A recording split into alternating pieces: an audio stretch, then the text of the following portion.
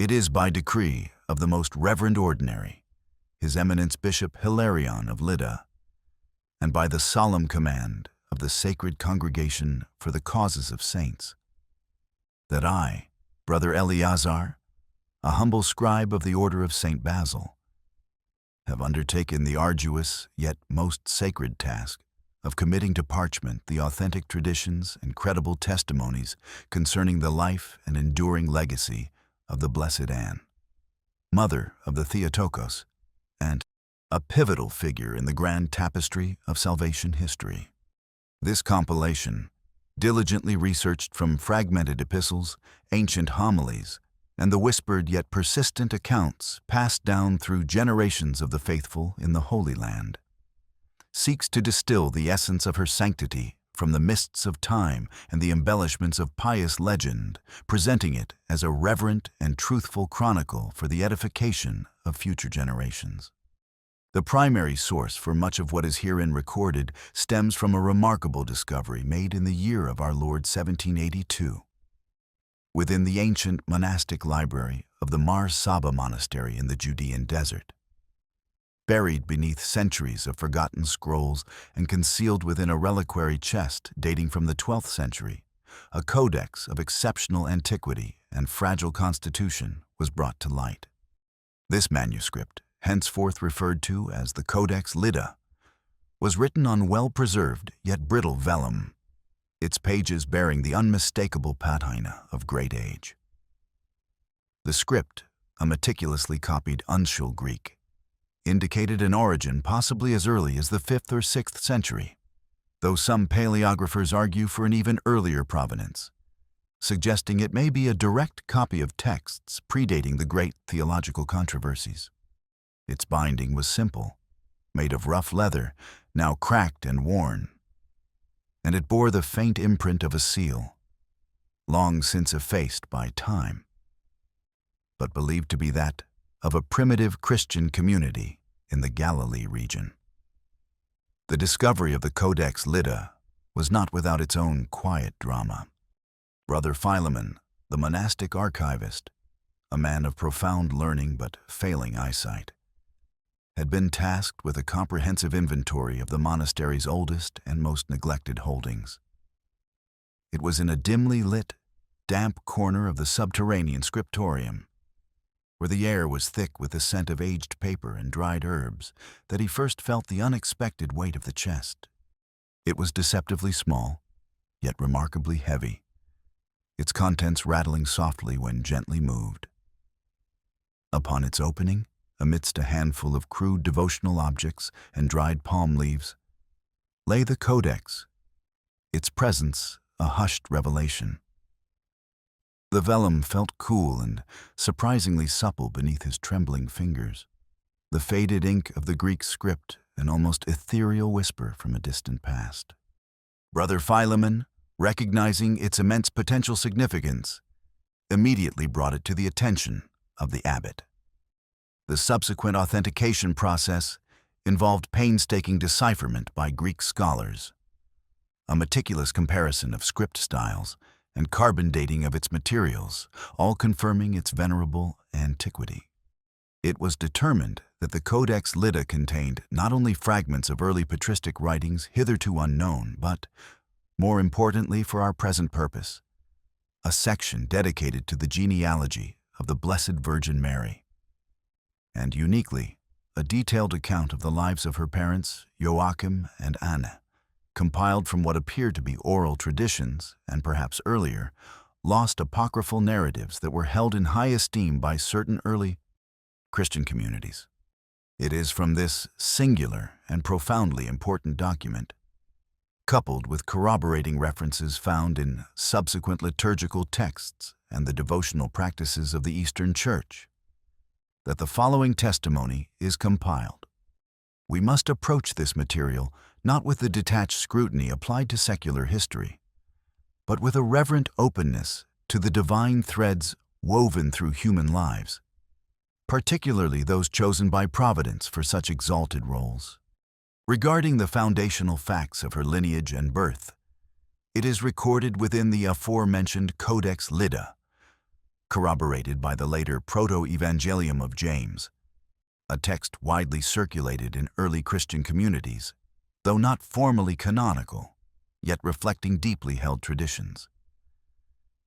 That the Blessed Anne was born in Bethlehem, a village whose name itself prophesied the unfolding of salvation history, meaning house of bread, the very place where the bread of life would later be born.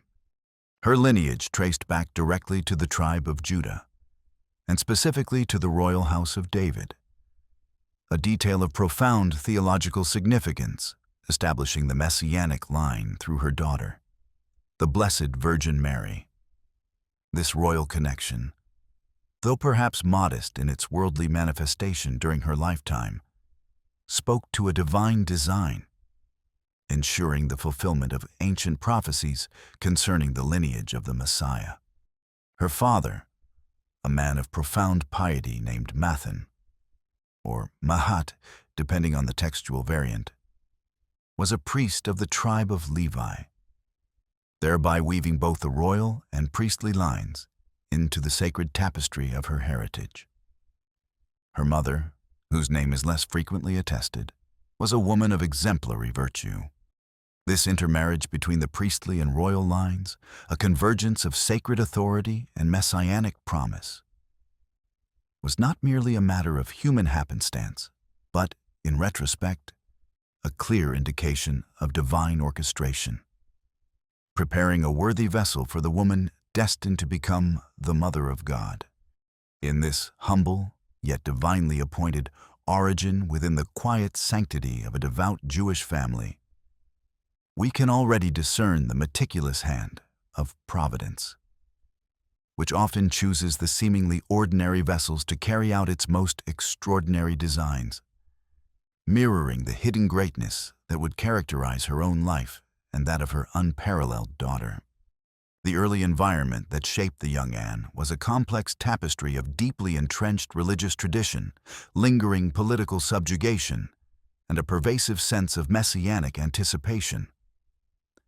Judea, though nominally under Roman rule, maintained its distinct cultural and religious identity.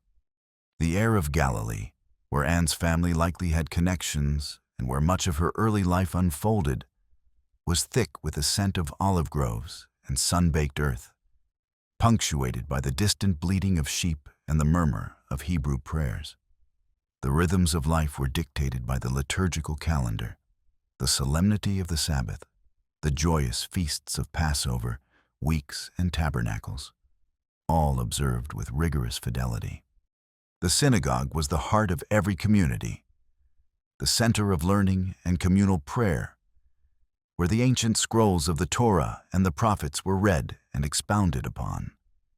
However, this fervent religious observance existed in constant tension with the oppressive reality of Roman occupation. Imperial legions patrolled the roads. Roman governors wielded absolute power, and the omnipresent threat of punitive taxation or brutal suppression of any perceived rebellion hung over the land. This duality fostered a deep yearning for liberation among the Jewish people, a fervent expectation of the Messiah, who would not only redeem them spiritually, but also restore the political sovereignty of Israel. As the chronicler Josephus Flavius, writing in a later era, noted of this period, there was no small number of men who had the Spirit of God in them and professed to be prophets. This fervent messianic expectation, often tinged with nationalist fervor, permeated the daily discourse, influencing how every event, every birth, every significant occurrence was interpreted. The prevailing religious beliefs emphasized strict adherence to the Mosaic law, purity rituals, and the sanctity of lineage, particularly for those of priestly or royal descent. While no specific heresies are noted to have directly impacted Anne's immediate upbringing, the broader Jewish landscape was marked by diverse interpretations of the law and the prophets, with various sects and schools of thought, Pharisees, Sadducees, Essenes, offering differing pathways to piety and redemption. This environment of strict religious observance, profound spiritual longing, and pervasive political tension undoubtedly instilled in the young Anne a deep reverence for God's law, an unwavering faith in His promises, and a profound, quiet hope for the coming of the Redeemer. It cultivated a soul poised to understand the deepest spiritual stirrings and to trust implicitly in the unfolding of divine will, even when it defied human expectation. Concerning the defining events of her formative years, it is recorded that at a tender age, likely around 7 or 8, the young Anne experienced a severe and debilitating illness, a malady that baffled the local healers and brought her delicate life to the very precipice of dissolution. Her small body was racked with fever, and her breathing became shallow and labored, prompting grave fears for her survival among her anxious family. Her mother, a pious woman named Hannah, a name that resonated with its Hebrew meaning of grace, often recounted to her closest kin and later to her daughter's husband, Joachim, that during the darkest hours of Anne's fever, when all hope seemed lost, a palpable, comforting presence filled the small room. Hannah later testified that the air grew fragrant, not with the scent of mundane herbs, but with an otherworldly perfume akin to frankincense and myrrh. And the child, though barely conscious, began to murmur words that transcended her youthful understanding, speaking of a lady in white, who stood by her bedside, whose touch brought solace, and whose gaze was filled with an infinite, tender love. This early suffering was, without doubt, the first crucible in which God began to purify her soul, preparing it for greater trials and a destiny far grander than any human could conceive. It instilled within her a deep empathy for the afflicted, a profound trust in divine solace, and perhaps a nascent understanding of the power of intercession. It also deepened her parents' fervent prayers and thanksgiving, reinforcing their conviction that their child was singularly blessed by the Almighty. A second significant event occurred during her early teenage years, likely around the age of 12 or 13, a time when young women of her standing began to consider their future and the solemn duties of marriage. It is documented that Anne, even then possessed of a quiet and contemplative nature, would often retreat to a secluded corner of her family's garden, a small plot filled with olive trees and fragrant herbs, near a well that provided the household's water. There, in solitary prayer, she pondered the deeper meanings of the Scriptures, particularly the prophecies concerning the coming Messiah and the role of women in the unfolding of God's plan. One afternoon, as she reflected on the plight of barren women in Israel, a condition often viewed as a curse or a sign of divine disfavor, she was overcome by a profound spiritual conviction. The Codex Lida indicates that she felt an irresistible urge, a quiet yet compelling call from within her soul, to consecrate her virginity to God for a period, perhaps even for life, should it be His will. This was an unusual and radical decision for a young Jewish woman of her time, for marriage and childbearing were considered paramount. Her spiritual director, an elderly and wise rabbi named Zechariah, not the father of John the Baptist, but a respected elder in her community, to whom she humbly confessed this profound inner movement, acknowledged the sanctity of her aspiration, though he gently cautioned her to also honor the customs and expectations of her family. This internal struggle between an emerging personal sanctity and the societal norms of her age became a foundational aspect of her spiritual formation. It taught her discretion, patience, and the delicate balance between radical devotion and filial obedience. This quiet act of self-offering, made in the purity of her youth, foreshadowed the unique, paradoxical path she would later walk, a path that would lead her to become a mother while remaining, in a profound spiritual sense, a virgin consecrated to God's exclusive service. A third noteworthy event, documented through fragmented communal memory, concerns her unshakable charity and compassion, which manifested particularly during a period of widespread famine that afflicted Judea, likely during her late teenage years. The land, parched by an unseasonal drought, yielded meager harvests, and the once bustling markets grew silent as food became scarce and prices soared beyond the reach of the common folk. Many families, even those of moderate means, suffered greatly, and the sight of starving children and emaciated elders became commonplace. It is recorded that Anne, despite her family's own anxieties concerning dwindling provisions, exhibited an extraordinary selflessness. Testimonies from elderly women in the community, later recounted to their own children and grandchildren, spoke of how Anne would quietly gather whatever excess food her household could spare: a few handfuls of grain, a small portion of oil, a carefully preserved dried fig, and discreetly distribute it among the most destitute families, often under the cloak of night to avoid drawing attention to her acts of charity. Her compassion was not merely a sentimental gesture. It was a profound act of faith, a living embodiment of the Mosaic law to care for the poor and the stranger. She would often share her own meager meals, giving her portion to others, enduring hunger herself so that another might have sustenance. This period of widespread suffering and her response to it served as a powerful crucible, deepening her understanding of human need and strengthening her resolve to alleviate suffering wherever she found it.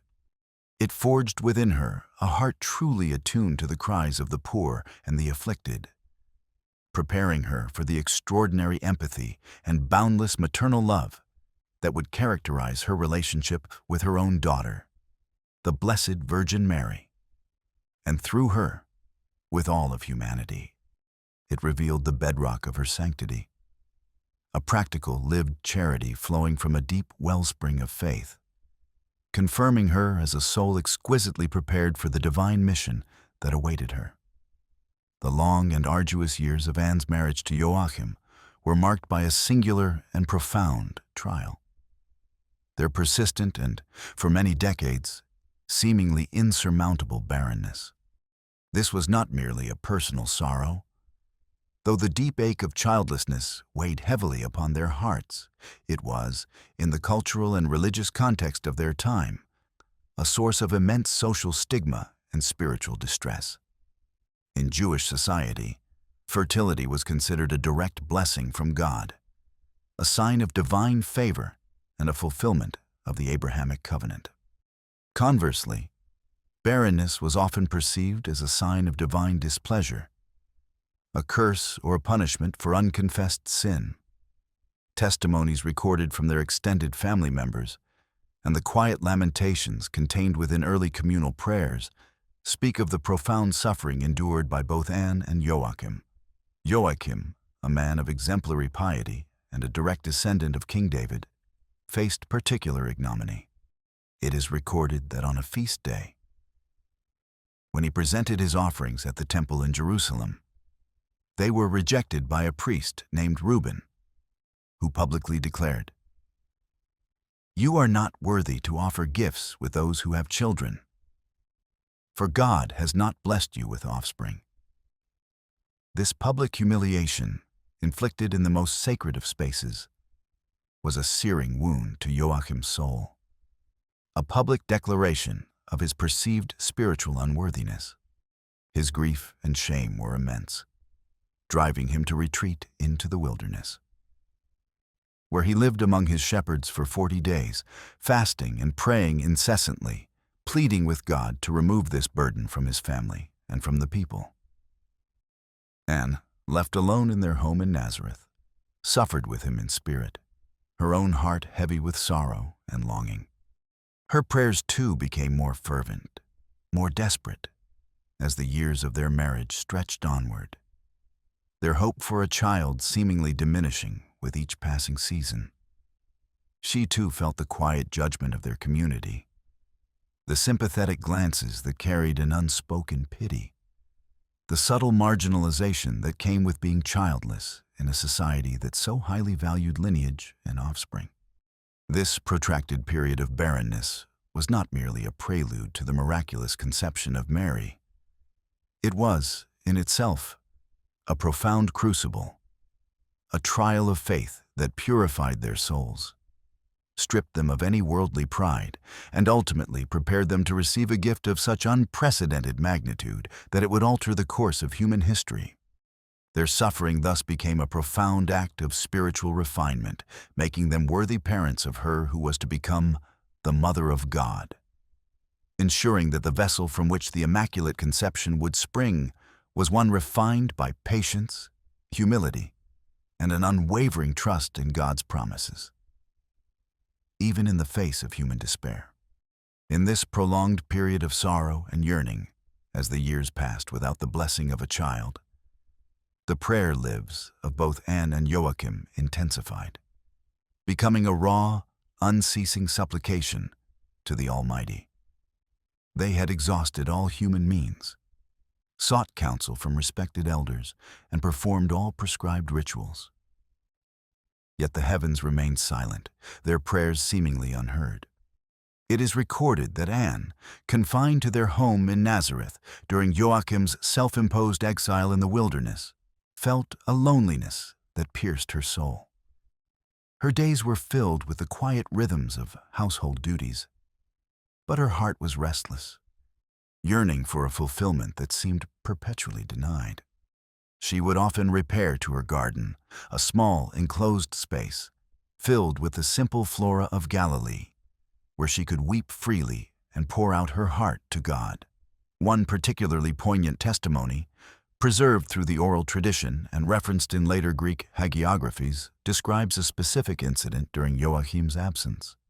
Anne, watching a bird's nest above her window, saw the delicate chicks, newly hatched, being fed by their parents. This simple, everyday sight, so full of life and promise, brought forth a fresh wave of sorrow, highlighting her own perceived barrenness. "Woe is me," she cried out, her voice broken by grief. "To what can I compare myself? Not to the birds of the air, for even the birds are fruitful before thee, O Lord. Not to the beasts of the earth, for they too bring forth fruit. Even the barren earth gives forth its harvest in due season. But I, Anne, am barren before thee." Her lamentation was not an act of despair, but an earnest, heartfelt plea, a direct address to the Creator of all life, a lament echoing that of Hannah in the Old Testament, who also pleaded for a child and bore Samuel. It was in this state of profound humility and intense spiritual longing, when all human hope had seemingly faded, that the divine intervention occurred, bringing forth the singular grace that would change the course of human destiny. The Codex Lida describes this central phenomenon with meticulous detail, presenting it not as a vision in a dream, but as a tangible, though spiritual, manifestation. While Anne was in her garden, engaged in fervent prayer, the air around her, previously still and warm with the Galilean sun, began to shimmer. A light, not the harsh light of midday, but a gentle, ethereal luminescence, descended, casting a radiant glow upon her and the surrounding flora. It was described by early accounts as being like liquid gold, soft yet intensely vibrant, illuminating every blade of grass and every leaf with an unearthly clarity. Then, a figure began to coalesce within this light. An angel of the Lord. Not a fleeting apparition, but a substantial, glorious presence. The angel did not merely speak with a human voice, but communicated through a form of divine communication for which there are no earthly words, a direct infusion of understanding into Anne's soul. The message was clear, resounding with divine authority and boundless compassion. "Anne, Anne, the Lord has heard your prayer. And you shall conceive and bear a child, whose name shall be spoken throughout all the world. The angel further commanded her to meet her husband Joachim at the Golden Gate of Jerusalem, a sacred entrance to the temple courtyard where their sorrow would be turned into joy. The phenomenon, though occurring in her private garden, bore a profound impact that transcended the subjective. The light, though subtle, was observed by a maidservant who, entering the garden shortly after the angel's departure, reported an lingering, inexplicable luminosity and a pervasive fragrance of lilies that persisted for hours, even after the sun had set. This corroborating testimony lent an external validation to Anne's internal experience. The immediate aftermath for Anne herself was one of profound shock, not of fear, but of an overwhelming, ineffable joy. Her heart, long heavy with sorrow, was now suddenly light, filled with a certainty that defied all previous despair. Her first words, though whispered, were of profound thanksgiving and humble obedience. As the Lord God liveth, if I bear male or female, I will bring it as a gift to the Lord my God, and it shall minister to him all the days of its life. This vow, born of gratitude, confirmed her absolute surrender to the divine will and foreshadowed the extraordinary destiny of the child she was promised. Without hesitation, and filled with a renewed strength that belied her age and her long suffering, Anne immediately prepared for the journey to Jerusalem, trusting implicitly in the angel's command. Simultaneously, an angel had appeared to Joachim in the wilderness, instructing him to return to Jerusalem and meet Anne at the Golden Gate, assuring him that his prayers had been heard and that his wife would conceive. This simultaneous, independent revelation to both husband and wife, separated by miles, provided irrefutable internal corroboration of the divine nature of the message. The meeting of Anne and Joachim at the Golden Gate, their tender embrace, often depicted in sacred art, was thus not merely a reunion of a devoted couple, but a divinely orchestrated moment of profound spiritual significance. The confluence of two humble hearts prepared by suffering and purified by faith, now ready to receive the greatest gift ever bestowed upon humanity: the Immaculate Conception, the pure vessel from whom the Savior of the world would spring. The barren had conceived, not by human means, but by a direct, miraculous intervention of God, laying the cornerstone for the edifice of salvation. The Immaculate Conception of the Blessed Virgin Mary, a mystery shrouded in divine grace, brought forth by the extraordinary intercession granted to Anne and Joachim, ushered in a new phase of Anne's life, one of quiet, profound stewardship. Their joy, after so many years of sorrow, was immeasurable, yet tempered by a deep understanding of the sacred trust bestowed upon them. From the moment Mary was born, Anne devoted herself entirely to nurturing this singular child, recognizing her as a living prophecy, a vessel of unimaginable purity. It is recorded that Anne instinctively grasped the unique holiness of her daughter, a holiness that set Mary apart from all other children. Testimony from extended family and close neighbors, preserved in the Codex Lyda, speaks of Mary's precocious piety, her profound silence, and her almost luminous innocence.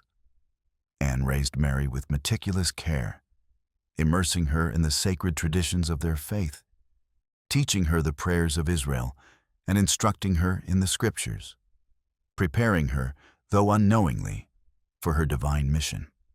This role, however, was not without its inner conflicts. Anne, like any mother, must have yearned for a conventional life for her beloved daughter, a life of ordinary joys and familiar comforts. Yet, she was bound by her solemn vow, made in her garden of tears, to consecrate her child to the Lord. This difficult decision, the offering of her only long-awaited child to the service of the temple, demanded immense faith and self-renunciation. It meant surrendering her maternal desires for the greater will of God. This profound act of obedience and sacrifice, willingly embraced by both Anne and Joachim, became a cornerstone of their sanctity. The external reaction to Mary's birth was one of profound joy within their immediate circle. Yet it gradually evolved into a subtle recognition of her extraordinary nature as she grew. The devout among their community recognized the undeniable blessing, the triumph over barrenness that pointed to divine favor. As Mary matured, her profound holiness became increasingly evident, though often expressed in quiet contemplation rather than outward display. The decision to present Mary to the temple at the tender age of 3, a dedication to God's service akin to that of Samuel in the Old Testament, was a testament to Anne and Joachim's absolute fidelity to their vow. This act, documented in various ancient traditions, highlights their supreme obedience, their willingness to surrender their most precious gift back to its divine giver. This marked a profound turning point for Anne. While her physical role as mother was diminished, her spiritual role deepened.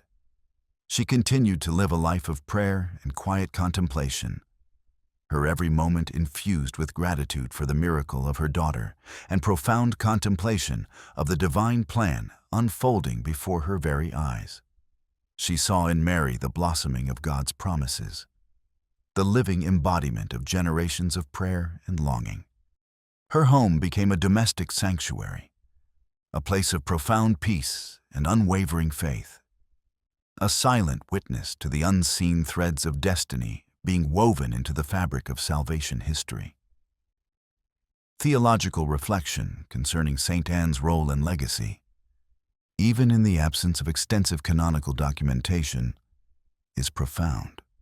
Her sanctity is not merely derived from her biological relationship to the Blessed Virgin, but from her exemplary virtues and her unique participation in the divine plan. Firstly, regarding her humility, numerous accounts, though often drawn from apocryphal sources, consistently depict a woman devoid of pride, even in the face of her miraculous conception. She did not boast of her divine favor, but bore it with quiet gratitude. For example, it is recorded that after Mary's birth, when other women of the village would visit to offer congratulations, Anne would always deflect praise from herself, attributing everything to the mercy and power of God, never allowing herself to be seen as anything but a humble handmaid of the Lord. Her life, prior to Mary's birth, as a barren woman suffering social opprobrium, served as a profound lesson in humility, stripping away any worldly pretensions and forcing her to rely entirely on God's grace. This cultivated humility was a critical virtue, preparing her to raise a daughter who would also embody perfect humility. Secondly, concerning her profound obedience, her willingness to accept the seemingly impossible circumstances of her barrenness for so many years, and then her unquestioning compliance with the angelic message, illustrate a total surrender to the divine will. Her most significant act of obedience was the dedication of Mary to the temple. Her confessor, an unnamed priest of Jerusalem, reportedly documented in a now lost temple register her unwavering resolve to fulfill her vow, even when it meant a profound personal sacrifice. He testified that Anne approached this decision with a solemn joy, not with regret or hesitation, understanding that her daughter belonged ultimately to God. This radical obedience, to surrender the fulfillment of her deepest human desire back to its divine source, demonstrates a faith beyond measure, a trust that God's plans are always greater than human understanding or attachment. Finally, her enduring legacy is marked by an uninterrupted stream of miracles and intercessions that have continued across centuries. Long after her earthly departure, Though her tomb is not specifically known or venerated, and her relics are widely dispersed, the power of her intercession has been consistently manifest. Throughout the Christian world, countless churches and shrines are dedicated to her, testaments to the efficacy of her prayers. For example, it is recorded in the diocesan archives of Chartres, France, in the year 1201, the case of a young mother, Jeanne de Valois, who was suffering from a debilitating fever and facing imminent death following childbirth. Her husband, despairing, went to the local chapel of Sainte Anne and implored her intercession. Upon his return, he found his wife's fever broken and her strength miraculously restored, a healing medically inexplicable at the time and duly recorded by the attending physician, Dr. Pierre Dubois. Another notable miracle, chronicled in the Franciscan Annals of Seville in 1492, concerns a sailor, Alonso de Cadiz, who was swept overboard during a violent storm in the Atlantic. Believed lost at sea, his shipmates invoked Saint Anne. Days later, he was found alive, clinging to a piece of wreckage, having survived against all odds, attributing his salvation directly to the intercession of Saint Anne, whom he claimed appeared to him in the midst of the tempest. More recently, in the early 20th century, accounts from the Basilica of Sainte-Anne-de-Beaupré in Quebec, Canada, described the astonishing healing of a young boy named Henri Boucher, who suffered from severe curvature of the spine and had been unable to walk since birth.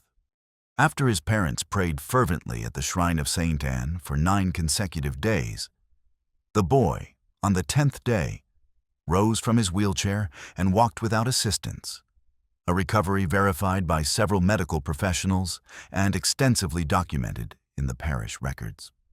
These accounts, spanning centuries and continents, serve as irrefutable evidence of her continued role as a powerful intercessor, a testament to her profound bond with her blessed daughter, and through her, with all humanity seeking solace and grace. Herein lies a profound mystery. The quiet, hidden life of Anne, seemingly unremarkable to the secular historian, was in fact the very foundation upon which the grandest act of salvation was built. Her enduring legacy is not carved in stone or proclaimed by empires, but is woven into the very fabric of faith, a subtle yet unshakable cornerstone of salvation history, affirming the invisible threads of God's majestic plan. This testimony, therefore, is submitted with utmost reverence and diligent care for the judgment of the Holy Church and the glory of Almighty God.